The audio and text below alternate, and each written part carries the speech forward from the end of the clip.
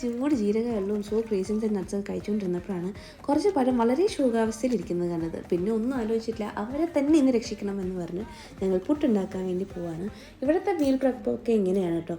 ഞങ്ങളുടെ കൊതി, ഞങ്ങളുടെ മൂഡ്, പിന്നെ ഇവിടെ ബാക്കി എന്തൊക്കെയാണുള്ളത് ഇതൊക്കെ വെച്ചിട്ടാണ് ഞങ്ങൾ ഫുഡ് ഉണ്ടാക്കുന്നത്. അങ്ങനെ പുട്ടുണ്ടാക്കിക്കൊണ്ടിരുന്നപ്പോഴാണ് ശ്രീ അവിടെ 2 മാതളങ്ങേനെ വളരെ വല്ലാണ്ട് ഒരു പരുവാക്കുന്നത് കണ്ടത്. പിന്നെ ഒന്നും നോക്കിയില്ല, ഞാൻ അങ്ങോട്ട് പോയി ഒരു പിടി മാതളങ്ങ ഇങ്ങടുത്ത് കഴിച്ചു.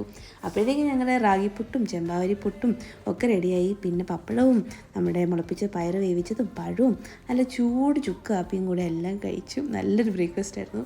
പിന്നെ ഞങ്ങൾ നടന്നു. എന്നിട്ട് ഷോപ്പിങ്ങിനൊക്കെ പോയി തിരിച്ച് വന്നപ്പോഴത്തേക്കും ഒരു വാട്ടർമെലൺ മേടിച്ചിട്ട് വന്നു. എനിക്കിഷ്ടമുണ്ട് വാട്ടർമെലൺ കഴിക്കാൻ.